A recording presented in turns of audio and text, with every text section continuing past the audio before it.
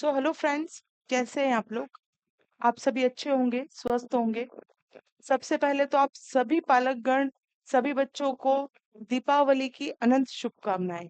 आपका दीपावली का जो पर्व है अच्छे से चल रहा होगा। 4 to 5 डेज का हमारा ये पर्व होता है।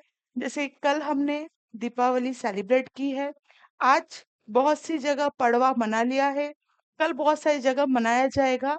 देन भाई दूज, 23 तारीख तक ये चलने वाले त्योहार की आप सभी को अनंत शुभकामनाएं। साथ ही वह सभी भाई बहन जो छठ का त्योहार मनाते हैं उन्हें भी छठ पर्व की अनंत शुभकामनाएं। ठीक, अब आते हैं हम मुद्दे पर। मुद्दा है हमारा, हमारी जंग, नवोदया। नवोदय दिसंबर में होने वाली एग्जाम। आप कितने पानी में हैं यह जानने के लिए, भापने के लिए आपने मेरी 1000 जो क्वेश्चन की टेस्ट सीरीज है आप लोगों ने परचेस कर ली होगी।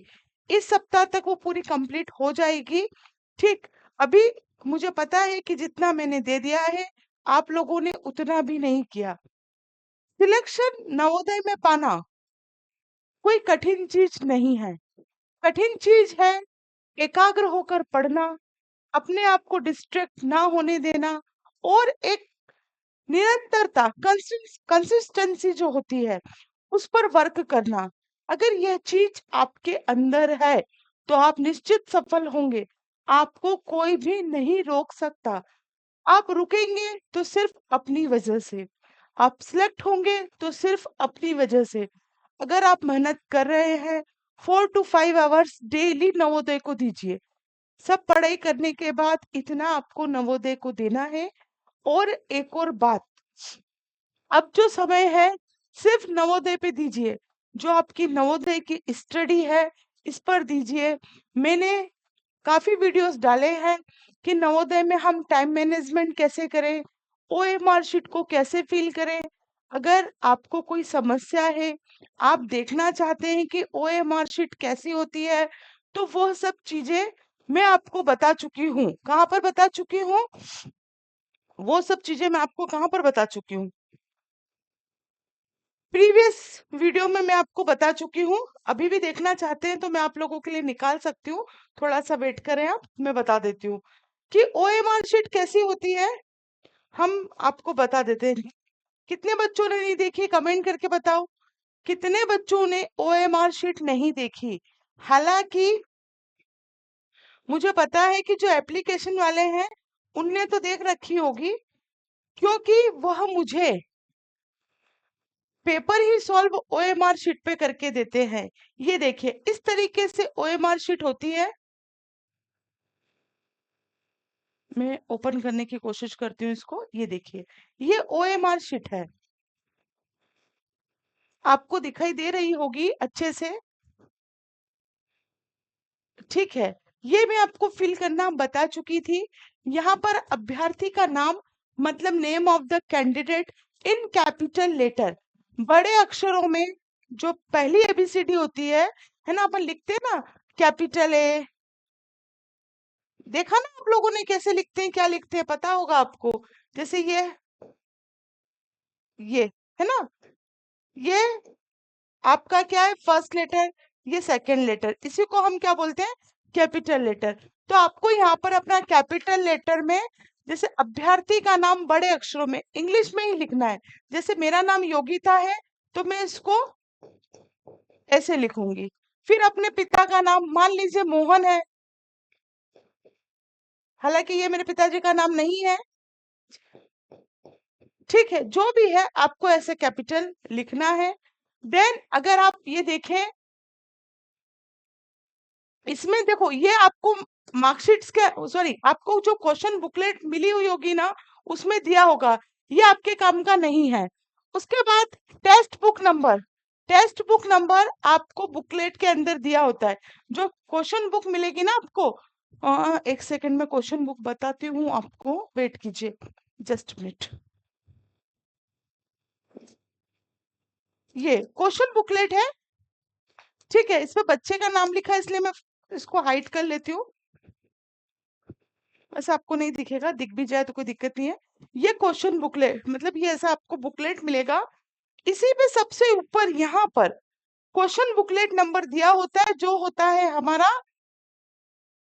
7 नंबर का। तो 7 नंबर, ये कितने बॉक्स है, 1 2 3 4 5 6 7, 7 ही है।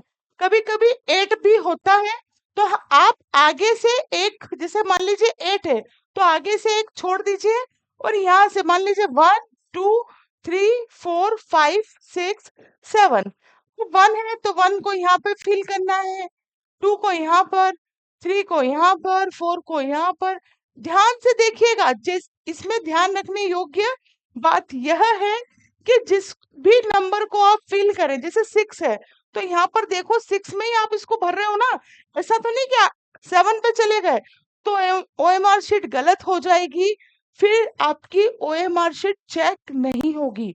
नहीं आ रहा है तो जो इन्वेजिलेटर है, जो आपकी क्लास में पर्यवेक्षक है, आप उनसे 10 बार पूछ लीजिए कि मैडम कैसे करना है, क्या करना है। पूछने में कोई बुराई नहीं है। कभी कभी ऐसा होता है कि बच्चों को लगता है कि बहुत चिड़चिड़ा है, भले चिड़चिड़ होने दो, कोई दिक्कत नहीं है। सैलरी ले रहे हैं वो इस चीज की, एग्जाम देने की, तो आपको घबराना नहीं है। Be politeness.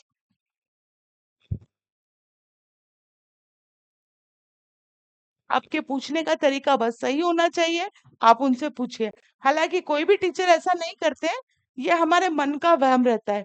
मुझे इसलिए पता है क्योंकि मैं पढ़ाने से पहले खुद भी एक बच्चा रह चुकी हूँ, तो आप उनसे पूछेंगे बिल्कुल आपको बताएंगे।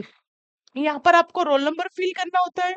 मान लीजिए रोल नंबर आपका 2 4 6 8 3 2 1 है, वही प्रोसेस करनी है। 2 है, 2 पे आप राउंड करेंगे, 4 को पूरा फिल करेंगे। ध्यान ये यही रखना है कि जो हमने ऊपर करा है वही नीचे होना चाहिए। ऐसा नहीं है 6 है तो हम गलती से 7 करें और फिर करें और बाप रे, तो फिर कुछ नहीं हो सकता बेटा। फिर इन्वेस्टिगेटर आप पे गुस्सा होंगे क्योंकि उनको भी जवाब देना होता है। तो आप लोग 10 बार उस चीज को पूछ ले। नहीं आ रहा है तो बिल्कुल पूछे, थोड़ा सा भी कंफ्यूजन लग रहा है तुरंत पूछें। ठीक, 10 बार बताएंगे वो आपको, क्योंकि उनको भी पता है आप बहुत छोटे हो और अपने समय की पहली एग्जाम देने जा रहे हो, यह चीज वह भी अच्छे से जानते हैं। हालांकि वो भी आपको 10 बार बोलेंगे कि बेटा नहीं आ रहा है पूछ लो, नहीं आ रहा है पूछ लो। ठीक है, तो ये चीजें हैं आपको ध्यान रखनी है। आपके आपका जो पेपर है ना, जो पेपर है वो 80 क्वेश्चंस का होगा। ये पूरी नवोदय की ओएमआर शीट खुली हुई है। ठीक है, अब यहाँ पर आपको और क्या ध्यान में रखना है, यहाँ पर परीक्षा कोड आपको दिया है, बस परीक्षा कोड नहीं, जो आपकी बुकलेट कोड है ABCD, तो जो आपको मिले वो यहाँ पर फिल करना है। ठीक, उसके बाद कैंडिडेट सिग्नेचर है, आपको कैंडिडेट सिग्नेचर करना है। अगर समझ में ना आए टीचर से पूछना है। उसके बाद आप देखें क्वेश्चन नंबर 1 to 40, 40 यहाँ तक आपका रीजनिंग रहेगा। ठीक है, 40 नंबर तक रीजनिंग रहेगा और 20 आपके क्या रहेंगे, मैथ्स के क्वेश्चन रहेंगे। तो मैथ्स के क्वेश्चन 1 2 3 4 5 6 7 8 9 11 12 13 14 15 16 17 18।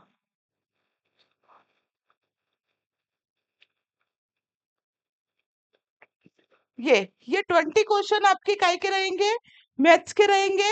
और यहाँ पर 20 क्वेश्चंस काय के रहेंगे, रीजनिंग के रहेंगे, है ना। यहाँ पर 20 क्वेश्चन आपके काय के रहेंगे, सबसे पहले रीजनिंग के, ये वाला क्वेश्चन आपका रीजनिंग का रहेगा। फिर ये 20 क्वेश्चन जो आएंगे आपके मैथ्स के आएंगे, और ये आपका लैंग्वेज टेस्टिंग रहेगा। ठीक है, 20 क्वेश्चन ये बता चुकी, पता है ना आप लोगों को, 10 बार बता चुकी हूँ। प्रीवियस वीडियो देखना, वो पूरी आपको मैंने अच्छे से एक्सप्लेन किया है। 40 मार्क्स का आपका क्या आएगा, रीजनिंग आएगा। 20 मार्क्स का आपका 20 क्वेश्चन, सॉरी मार्क्स नहीं क्वेश्चन, 20 क्वेश्चन का मैथ्स आएगा और 20 क्वेश्चन का लैंग्वेज टेस्टिंग आएगा। 20 क्वेश्चन, मार्क्स नहीं क्वेश्चन, क्वेश्चन है ना। 40 20 20 इज इक्वल टू 80 क्वेश्चन, है ना। 80 क्वेश्चंस आएंगे। अब आप देखो, अब आप देखिए, चाह रहे नवोदय में सिलेक्शन और लगा रहे दिमाग नहीं, तो फिर कुछ नहीं हो सकता। मेरी रीजनिंग की क्लासेस यूट्यूब पर चल रही है। हालांकि अभी दीपावली की वजह से उस पर थोड़ा सा ब्रेक लग गया। थोड़ा बोलने में आज आपको आवाज अलग सी लग रही होगी ना, सर्दी हो गई है, थोड़ा प्रॉब्लम है। चलिए, रीजनिंग देखें तो एक बहुत बड़ी अपने आप में क्या रखता है, भूमिका रखता है। उसके बाद मैथ्स है, उसके बाद लैंग्वेज टेस्टिंग है। अभी जो हमारी क्लास है आज की, वो लैंग्वेज टेस्टिंग की ही क्लास है, भाषा परीक्षण। ठीक है, अभी इस वीडियो में हम वही पढ़ेंगे। रीजनिंग 40 मार्क्स का है, जो सिलेक्ट 40 क्वेश्चंस का, मार्क्स नहीं है, क्वेश्चन है ना। 40 क्वेश्चन सिलेक्शन में बहुत बड़ी भूमिका निभाते हैं। और आप यकीन नहीं मानेंगे, पढ़ने वाले बच्चे 39 40 38 39 40 यहाँ से पूरे पूरे एक्यूरेट सही करते हैं। सोचेंगे ये सही कैसे करते हैं, आपके मन में सवाल आता होगा कि ये सही कैसे करते हैं। तो बेटा, इनको ब्रह्मा जी ने धरती पे आके सिर पे रख के आशीर्वाद नहीं दिया। यह भी उसी प्रोसेस से, उसी आशीर्वाद के साथ धरती पे आए जिस आशीर्वाद के साथ आप लोग आए हैं। ठीक, कहने का मतलब ये कि हमारे परम पिता परमेश्वर, जिसको आप मानते हैं, भगवान ने सबको एक समान दिमाग दिया है। ये बच्चे जो है, ये अपने दिमाग का यूज करते हैं। दिमाग का यूज कैसे करते हैं कि जब पढ़ने बैठते हैं तब इनको कोई दूसरी चीज दिखाई नहीं दे नहीं देती। जैसे कि अभी ये मोबाइल पे वीडियो देख रहे हैं, क्लास देख रहे हैं, तो सिर्फ पढ़ाई से संबंधित इनका मन भटकता नहीं है कि हम जाके रील्स देख लें, हम जाके सीरियल देख लें, हम जाके उस एक्टर को देख लें, या हम गेम खेल लें। पहली बात, अगर आप में यह गुण, मैं आपको क्यों बता रही हूँ, आज से भी अगर आप इस गुण को अपने अंदर उतार लें तो आप सिलेक्शन के बहुत नजदीक चले जाएंगे।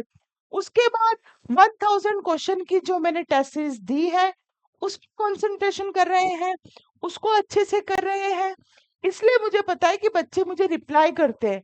आपने कुछ टीचर्स के, कुछ बच्चों के वीडियोस भी देखे होंगे, बच्चे बना बना के मुझे सेंड करते हैं। तो आप लोगों को पता चल रहा है बच्चे मेहनत कितनी कर रहे हैं, और अपन दे पटाखे छोड़ने में लगे हैं। उन्होंने भी छोड़े होंगे, उन्होंने भी दिवाली मनाई होगी, लेकिन एक लिमिटेड टाइम तक, कि इस टाइम में हमें दीपावली सेलिब्रेट करनी है, then after we do study. उसके बाद उन्होंने उनकी स्टडी कंटिन्यू रखी होगी। एक तो हो गई उनकी हार्ड वर्किंग, एक डेली पेशेंट के साथ वो पढ़ाई करते हैं। वो ये नहीं सोचते कि सिलेक्शन होगा या नहीं। उनने अगर 100 क्वेश्चन का टारगेट लिया है तो उनको 100 क्वेश्चन करना ही है। ठीक, तो ये पोर्शन तो बहुत बड़ा पोर्शन है, ये आपका गलत नहीं होना चाहिए। और दूसरी बात, रीजनिंग का जो पार्ट है ना, है भी इजी। बच्चे जनरली जो एक ओके ओके टाइम पास में पढ़ रहे हैं ना,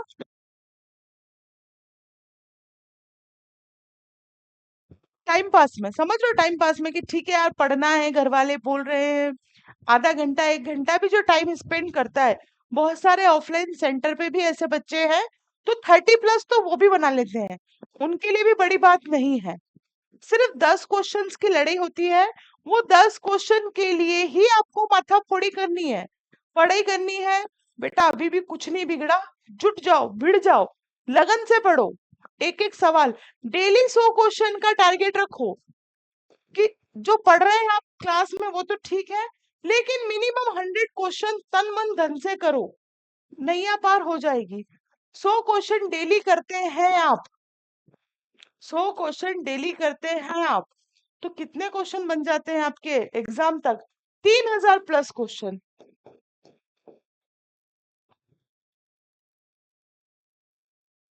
बताइए, तो आप इतने क्वेश्चन अगर बना लेंगे तो क्या आप सिलेक्ट नहीं होंगे? आप मेरी क्लास देखिए, वहां से क्वेश्चंस देखिए, आपके पास कुछ क्वेश्चंस होंगे, आपके पास टेस्ट सीरीज में क्वेश्चंस है, तो क्यों नहीं होगा? एक चीज और बताना चाह रही हूँ मेरे प्यारे बच्चों, आप अभी एग्जाम के बाद नहीं, अभी दीपावली के बाद हम लोग, आपको अगर और क्वेश्चन चाहिए तो आप टेलीग्राम पर एग्जाम वाला with Yogita Mukati, same name है, आप इसको ज्वाइन कर लें। ये टेलीग्राम का बता रही हूं मैं आपको, इसको ज्वाइन कर लीजिए। यहाँ पर हम आपको और क्वेश्चन प्रोवाइड कराएंगे। यहाँ पर दो तरह के क्वेश्चंस मिल रहे हैं, एक क्लास 10th के लिए है और एक नवोदय, बस दो चीजों के लिए है। तो आप अपने नवोदय का सर्च कर लेना। अभी हम नवोदय पे ज्यादा वर्क कर रहे हैं। क्यों? क्योंकि जो क्लास 10th के एग्जाम है वो फैब में है और आप लोगों की एग्जाम सिर पर मंडरा रही है। तो अभी ज्यादा क्वेश्चंस आपको यहाँ से देखने के लिए मिलेंगे। आप बिल्कुल फोकस्ड रहिए और इस चीज को करिए, ठीक है? चलिए, तो ये हो गई हमारी किसकी बात? ये हो गई हमारी रीजनिंग वाले पोर्शन की बात। अब बहुत सारे महानुभाव दिमाग लगाते होंगे कि रीजनिंग अच्छे से कर ले और मैथ्स को रहने दे, है ना? तो मैं आपको एक बात और बता दूं बेटा, कि जो बच्चे इंटेलिजेंट हैं, पढ़ने में भी अच्छे हैं, तो लैंग्वेज टेस्टिंग और रीजनिंग यहाँ के क्वेश्चन वो इजीली बना लेते हैं, उन्हें कोई समस्या नहीं होती। समस्या यहीं पर होती है मैथ्स में। 4 से 5 7 क्वेश्चन वो यहाँ पर जूस बाय दैट गलत कर देते हैं। और मैथ्स में इतने क्वेश्चन गलत होने का मतलब अपने पाँव पर सीधे सट कुल्हाड़ी मारना, सिलेक्शन से बाहर होना। ऐसा ना करें, उसके लिए हम क्या करें? उसके लिए वही प्रैक्टिस करें। हर क्वेश्चंस को आप तकरीबन मान लीजिए किसी टीचर ने एक क्वेश्चन कराया, अब आप दिमाग लगाओ, एक क्वेश्चन को हम 10 अलग तरीके से कैसे कर सकते हैं। जब आप एक क्वेश्चन को 10 अलग तरीके से कर लेंगे, 10 अलग डिजिट बना लेंगे, 10 अलग फॉर्मेट बना लेंगे, तो आप खुद सोचो, क्या आपका कॉन्सेप्ट क्लियर नहीं होगा? देखो, एक बात और भी है बेटा, कि अगर आप मेरे साथ एप्लीकेशन पे नहीं है, अगर आप मेरे एप्लीकेशन के स्टूडेंट नहीं है, तो भी कोई बात नहीं, आप मेरे यूट्यूब के स्टूडेंट्स तो हैं। आपने 1000 वाली 11 रुपए वाली जो टेस्ट सीरीज ली है, उसके स्टूडेंट्स तो हैं। तो अगर आपको ऐसी कोई प्रॉब्लम है, मतलब जेन्युइन होनी चाहिए, वास्तविक। अब ऐसा नहीं कि 3 में 2 जोड़े तो मैडम 5 कैसे आ गया, ऐसी नहीं। बाकी प्रॉब्लम प्रॉब्लम जैसी लगनी चाहिए। आप मुझे व्हाट्सएप पर सेंड करें कि मैडम इसके ऊपर वीडियो बना दीजिए, हमें दिक्कत हो रही है। तो 3-4 टॉपिक इकट्ठे हो जाएंगे तो मैं उस पर भी वीडियो बना दूंगी। लेकिन प्रॉब्लम वास्तविक होनी चाहिए, लगना चाहिए कि वाकई दिक्कत आ रही है। अब उठ उठ के कुछ भी प्रॉब्लम सेंड करोगे तो मैं कुछ नहीं कर पाऊंगी। मैं एक चीज आपसे और क्लियर करना चाहूंगी कि बेटा मुझे कॉल्स मत किया करो, आप मैसेज ड्रॉप करें, मैसेज पढ़ के मैं रिप्लाई करती हूँ। जिन जिन ने मुझे मैसेज किया है, मैंने सभी को रिप्लाई किया है। तो आप कॉल ना करें और वीडियो कॉल तो कतई ना करें, ठीक? बहुत सारे बच्चे वीडियो कॉल करते हैं, गलत है ये तरीका।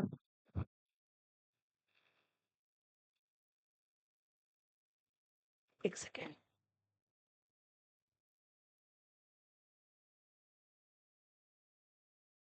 चलिए, ठीक है। तो ये प्रैक्टिस मांगेगी। उसके बाद इस जो सारा आपका जो खेल है, मतलब ये पूरा जो गेम आप खेल रहे हैं, इसमें सबसे सस्ता, सबसे सुंदर, सबसे टिकाऊ, सबसे आनंदित वाला पोर्शन आपका भाषा परीक्षण ही है। भाषा परीक्षण बहुत बहुत बहुत बहुत बहुत इजी है।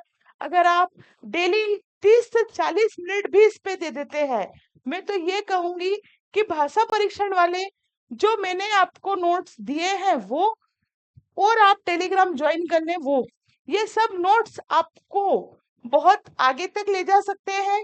और भाषा परीक्षण में आपने अगर सब अच्छे से पढ़ लिया मेरा दिया हुआ, तो मैं इस चीज से अश्योर हूँ पूरी तरीके से कि आपके 20 क्वेश्चन में से एक भी क्वेश्चन में गलत नहीं होने दूंगी। कारण यह है कि बहुत माना ताना है, बहुत अच्छा है। ध्यान ये रखना है कि जो पैराग्राफ आएंगे, उस पैराग्राफ में बस एक ही क्वेश्चन ऐसा होता है जो जनरली आपसे नहीं बनता। वो हो सकता है उसके लिए आपको दिमाग लगाना पड़े।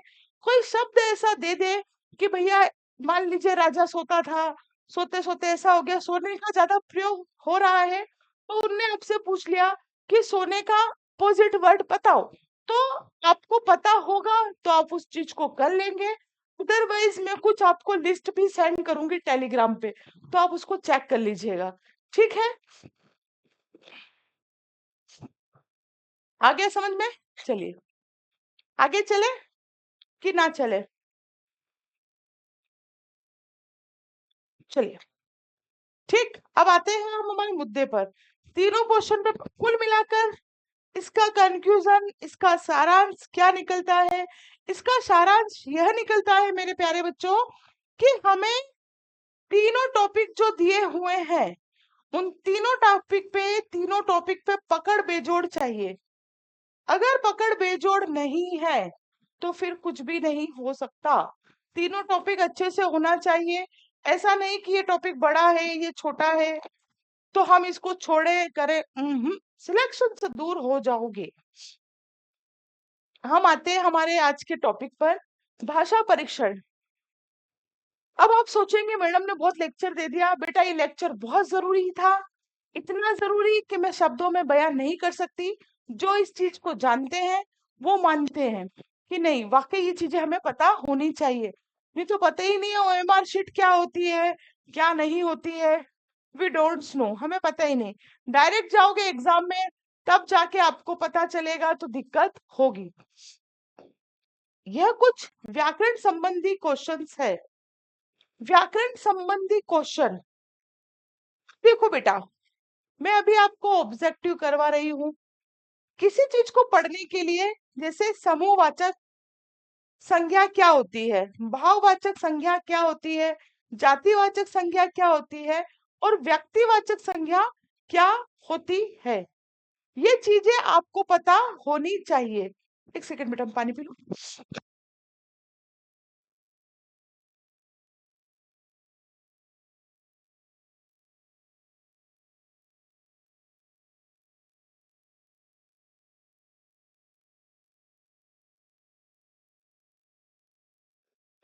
हाँ, तो मैं ये बता रही थी कि ये संज्ञा क्या होती है, इसके लिए आपको इनकी डेफिनेशन पता होनी चाहिए। डेफिनेशन जानने के लिए आप उस ग्रुप पे जुड़ जाए, वहां से आपको पता चल जाएगा। ठीक, अब क्वेश्चन यहाँ पर यह है कि हिमालय कौन सी संज्ञा है? तो क्या जातिवाचक है, ये जाति से संबंधित है, या व्यक्तिवाचक, भाववाचक, समूहवाचक? जहां पर समूह का विवरण हो वो समूहवाचक, जहां कुछ भाव शो हो वो भाववाचक, कॉमन नाउन जो पर्टिकुलर हम सबके लिए यूज करें, और व्यक्तिवाचक मतलब किसी प्रॉपर वे में किसी एक के लिए, है ना। डीपली के लिए आप नोट्स ज्वाइन कर ले बेटा, वहां मिल जाएंगे आपको। ठीक, तो बात हो रही हिमालय, तो हिमालय क्या कॉमन है, मतलब बहुत सारी चीजों का झुंड है। अगर हम पर्वत कहते, कॉमन हम यूज कर सकते थे, लेकिन हमने पर्टिकुलर यहाँ पर एक नाम दिया, प्रॉपर तरीके से हमने एक नाम दिया, तो ये कौन सी संज्ञा हो जाएगी? व्यक्तिवाचक। चलिए नेक्स्ट पे आते हैं। बचपन शब्द में कौन सी संज्ञा है? बचपन शब्द में कौन सी संज्ञा है, बताओ। मैंने अभी आपको बताया प्रॉपर होगी जातिवाचक, भाववाचक, समूहवाचक। मैंने सोचने का 2 मिनट दिया आपको, सोचिए जल्दी से, जल्दी से सोचिए, यही बैठी हूं मैं।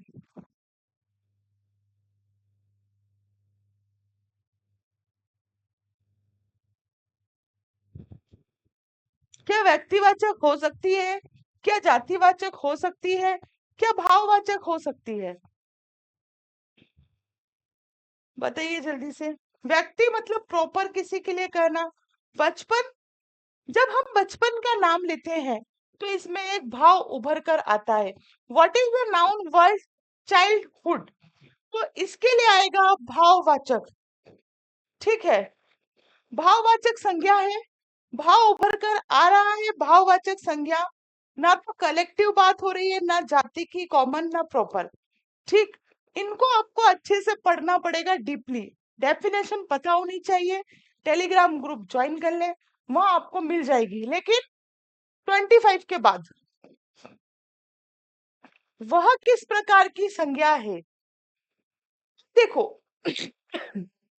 वह जनरली अपन किसी के बारे में बात कर रहे हैं, तो वह ऐसा है, वह वैसा है, फलाना ढिमका करते रहते हैं ना, अपन आनंद आता है अपने को ऐसी बातों में सबको। वह जनरली हम पुरुषवाचक के लिए यूज करते हैं, मैस्कुलाइन। ठीक है, वह masculine. What kind of pronoun is he, है ना। यहाँ से तो आपको वैसे ही पता चल जाएगा, ही जेंट्स के लिए हम यूज करते हैं, बॉयज के लिए मैस्कुलाइन जेंडर जिसे हम कहते हैं। चलिए नीचे, नीचे का क्वेश्चन हम देखेंगे। दिए गए वाक्य में सर्वनाम शब्द छाटे। अब सर्वनाम, short the pronoun word in the given sentence, where are you going। ठीक, हमें क्या निकालना है, प्रोनाउन। तो पहले तो हम नाउन किसे कहते हैं, संज्ञा किसे कहते हैं, किसी के नेम को, जहां पर कोई नेम हो पर्टिकुलर, उसको हम क्या कहते हैं, संज्ञा कहते हैं। और संज्ञा नाउन की जगह यूज किए जाने वाले वर्ड को हम क्या कहते हैं, प्रोनाउन कहते हैं। राइट, ये हमारा हो गया प्रोनाउन। जैसे कि मैंने कहा कि रीना एक अच्छी लड़की है, रीना एक अच्छी लड़की है। या मान लीजिए रीना मेरे सामने खड़ी है, मैं इसको बोलूंगी कि रीना आप अच्छी लड़की हो। तो यहाँ पर आप किसके लिए यूज कर रही हूँ मैं, रीना के लिए। या मैं कह दूं रीना ने आज लाल रंग का फ्रॉक पहना था, मैं रीना ने कह के कह दूं उसने आज लाल रंग का। तो रीना की जगह क्या यूज कर रही हूँ मैं, उस, है ना, उसने। ठीक उसी प्रकार यहाँ पर किसी से पूछा जा रहा है तुम कहाँ जा रहे हो, मतलब किसी व्यक्ति विशेष, मान लीजिए कोई लड़का सामने खड़ा है अनिल नाम का, मैं पूछ लू अनिल कहाँ जा रहे हो, और अनिल ना पूछ के पूछ लू तुम कहाँ जा रहे हो, तो ये क्या हो गया, संज्ञा की जगह यूज होने वाला वर्ड तुम। ठीक है, नेक्स्ट क्वेश्चन पे आते हैं। सुंदर शब्द क्या है, सुंदर शब्द क्या है, जो किसी की विशेषता बताए, है ना, जो किसी की विशेषता बताए, तो वह क्या होता है, एडजेक्टिव। तो सुंदर शब्द एक एडजेक्टिव है, किसी चीज की विशेषता बता रहा है। देखिए, जब हमें पता ना हो तो हमें संज्ञा पता है, नाउन पता है, what is the word beautiful, हमें संज्ञा पता है, संज्ञा क्या होती है। ठीक, किसी का नाम पर्टिकुलर, वस्तु का नाम, उसे हम संज्ञा कहते हैं, नाउन कहते हैं। नाउन की जगह यूज होने वाले शब्दों को हम प्रोनाउन कहते हैं। अभी हमने देखा क्रिया, जो भी चीज हम कर रहे हैं, जैसे अभी आप पढ़ रहे हैं, मैं आपको पढ़ा रही हूँ, they all are the verbs, ये सभी क्या है, वर्ब है। ठीक, ये सभी वर्ब है। आ रही है बात समझ में, ये सभी क्या है बेटा, वर्ब है। तो ये क्रिया हो गई। विश्लेषण, विश्लेषण, अब देखो ये आपको पता हो गया कि ये जनरली वैसे भी आपको पता होगा, मैं समझाना क्या चाह रही थी। सुंदर शब्द क्या है, what is the word beautiful, को पता नहीं कि क्या है। तो ये तीन चीज तो मुझे लगता है आपको जनरली आती होगी, है ना। ये तीन चीज आपको आती है कि वर्ब मतलब खेलना खाना पीना, तो ये तो है ही नहीं, सर्वनाम भी नहीं है, किसी के नाम से संबंधित नहीं है, संज्ञा भी नहीं है, फिर तीनों तो हो नहीं सकता, एलिमिनेट कर दो, बचा क्या, डी। तो जब कभी हमें आंसर ना मिले, जो चीजें हमें आती है उस पर भी काम करके देखो, ये चीजें हमें पता है जिसका मैचिंग कहीं से कहीं तक इस शब्द से नहीं हो रहा, हमें नहीं पता कि एडजेक्टिव होगा, लेकिन हमें जो पता है उस पे तो काम कर सकते हैं ना। तो वो इससे मैच नहीं हो रहा, मतलब ये तीनों तो होंगे नहीं, बचा क्या, एडजेक्टिव। तो जय श्री राम करके इस पे टिक करके आ जाना। ठीक है, चलिए, बोलो यस मैडम। कमेंट नहीं करते हो यार, लाइक भी नहीं करते हो, पता नहीं क्यों, देखते हो तो बहुत हो पर कमेंट्स नहीं करते हो आप लोग।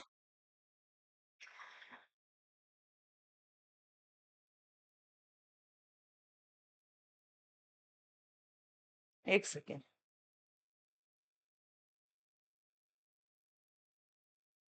नवोदय का एक ग्रुप भी बनाया है। हेलो। नवोदय का एक ग्रुप भी बनाया है, सभी बच्चों को उसमें मैंने जोड़ भी रखा है।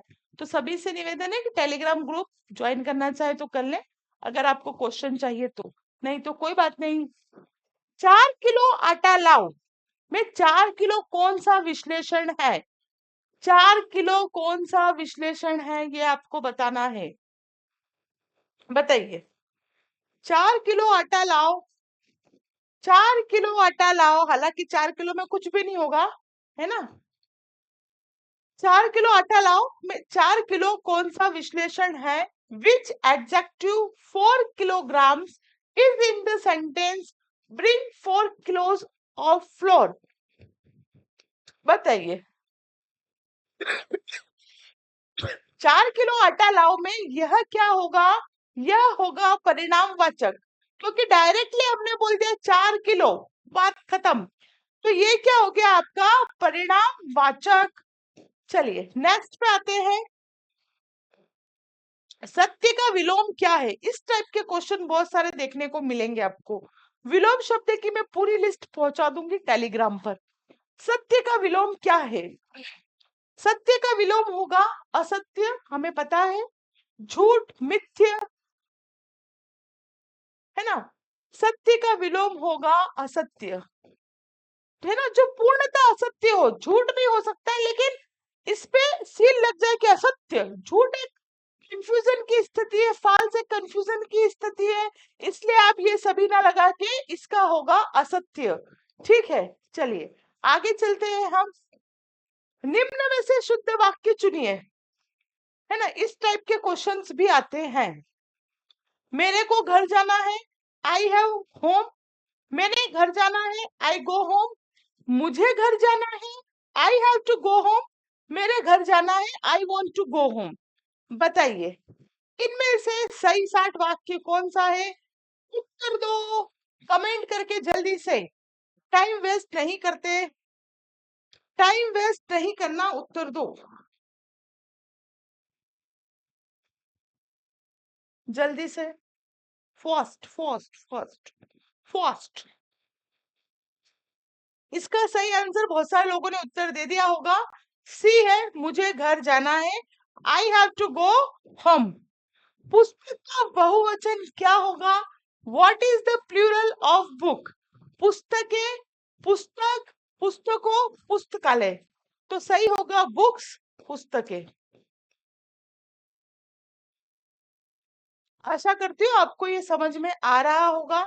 चलिए अब हम पढ़ लेते हैं एक पैराग्राफ, प्यारा सा पैराग्राफ। ये इसका इंग्लिश वर्जन है, सेम टू सेम। आप इंग्लिश में रीड करें, ठीक हिंदी में भी कर सकते जैसा उचित लगे। मैं एक वर्जन पढ़ देती हूँ। एक जंगल में एक खरगोश रहता था, वो बहुत घमंडी था। एक चीज और ध्यान रखना कि मुझे स्टोरी लिख, मैंने दो दो तीन तीन बार लिख दिया, इसको लिखते लिखते याद हो गई है ना। ये वाले जो पेपर है मैंने ही रेडी करे। एक जंगल में एक खरगोश रहता था, वो बहुत घमंडी था। एक जंगल में कौन रहता था? खरगोश। कैसा था? घमंडी, और हमेशा दूसरे जानवरों को परेशान करता था। हाँ, तो मैं पहली बात तो बोलते बोलते भूल गई कि मैं, मुझे याद है, लेकिन आपको स्टोरी 2 और 3 टाइम पढ़नी ही पढ़नी है।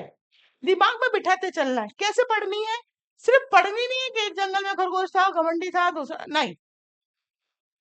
दिमाग में बिठाओ। बात कहे की हो रही है? जंगल की। जंगल में कौन रहता था? खरगोश रहता था। कैसा खरगोश था? बहुत घमंडी खरगोश था। दूसरे जानवरों को क्या करता था? परेशान करता था। उसे अपनी तेज दौड़ पर बहुत घमंड था। एक दिन उसने एक कछुए को धीरे धीरे चलते हुए देखा। खरगोश कछुए पर हंसा और उसका मजाक उड़ाया। कौन किस पर हंसा? तो खरगोश हंसा। किस पे हंसा? कछुए पर हंसा। कछुए को खरगोश का यह व्यवहार अच्छा नहीं लगा। उसने खरगोश को दौड़ की चुनौती दी। खरगोश हंसते हंसते तैयार हो गया। दौड़ शुरू हुई। खरगोश बहुत तेजी से भागा और बहुत आगे निकल गया। उसने पीछे मुड़कर देखा तो कछुआ बहुत ही पीछे था। खरगोश ने सोचा कि कछुए को तो आने में भी बहुत समय लगेगा, इसलिए वह थोड़ा आराम कर लेता है। वह एक पेड़ के नीचे सो गया। कछुआ धीरे धीरे लगातार चलता रहा और सोते हुए खरगोश को पार कर गया। जब खरगोश की नींद खुली तो उसने देखा कि कछुआ पहले ही जीत की रेखा पार कर चुका था। खरगोश बहुत शर्मिंदा हुआ और उसका घमंड टूट गया। तो अगर हम इस चीज को देखें और इस चीज को जानें, तो यहाँ से अगर हमें शिक्षा मिलती है या हम कुछ मोरल एजुकेशन ले सकते हैं, वो क्या है? तो वह है कि हमें कभी भी घमंड नहीं करना चाहिए किसी भी चीज पर। क्या नहीं करना चाहिए? घमंड नहीं करना चाहिए। ठीक है, चलिए अब इसके कुछ क्वेश्चन है। ये इसका इंग्लिश वर्जन है, मतलब इंग्लिश में ट्रांसलेट करके लिखा है।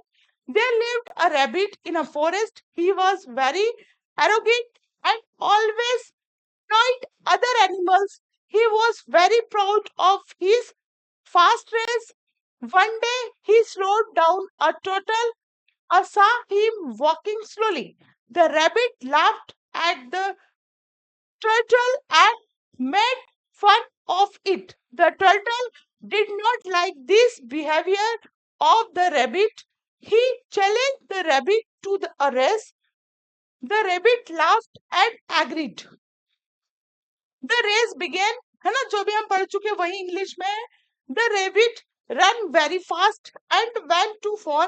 When he looked back, the turtle was far behind. The rabbit thought that it would take a long time for the turtle to arrive.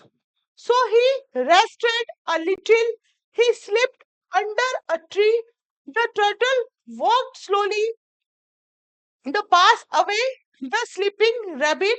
When he rabbit walked up, he saw, क्या देखा उसने?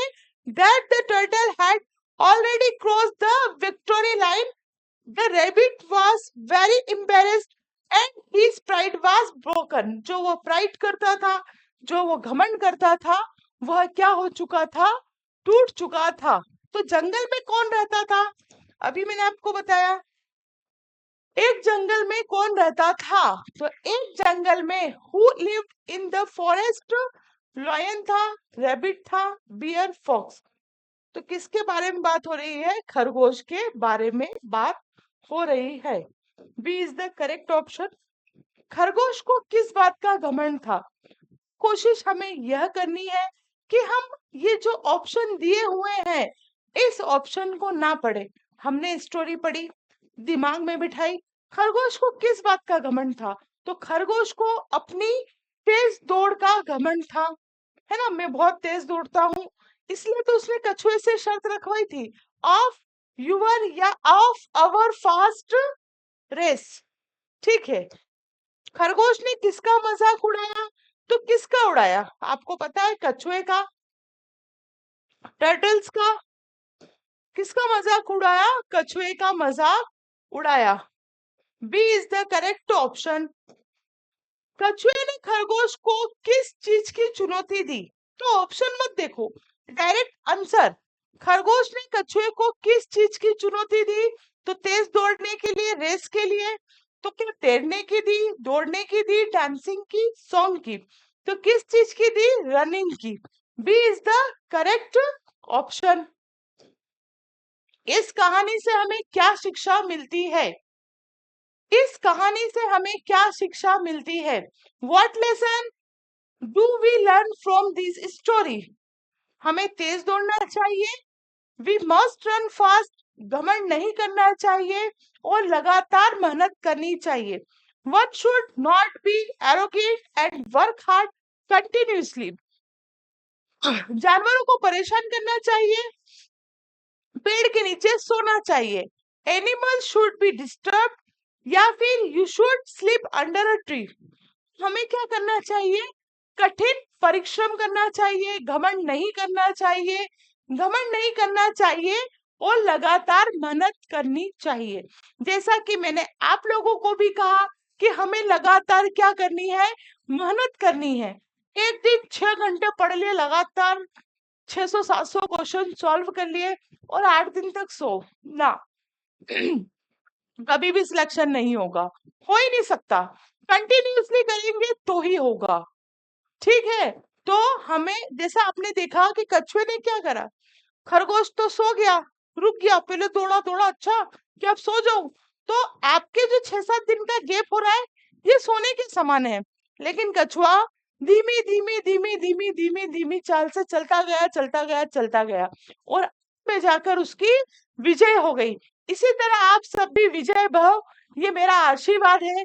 लेकिन मेरे आशीर्वाद से कुछ नहीं होगा, पढ़ना पड़ेगा, मेहनत करनी पड़ेगी, तो ही सफलता निश्चित होगी। अदरवाइज देख लो बेटा, अब मैं कुछ नहीं कर सकती, क्योंकि 5th में अगर फेल होते हो तो अगले साल फिर से 5th पढ़ सकते हो। भगवान ना करे ऐसा किसी के साथ हो, लेकिन जो मैं समझा रही हूँ, जो मेरा इंटेंशन है, वो आप समझेंगे, इस भाव से मैं आपको समझा रही हूँ। 5th फेल होंगे, हम एक साल फिर 5th पढ़ सकते हैं, लेकिन नवोदय फेल होंगे तो अगले साल फिर नवोदय नहीं दे पाएंगे। अच्छा चांस है, अच्छे से मेहनत करो और अपने आप को प्रूफ करो। ठीक है, तो आज के लिए इतना ही काफी है। नेक्स्ट क्लास में हम बहुत जल्द मिलेंगे। तब तक के लिए जय हिंद, जय Bharat. Thank you very much.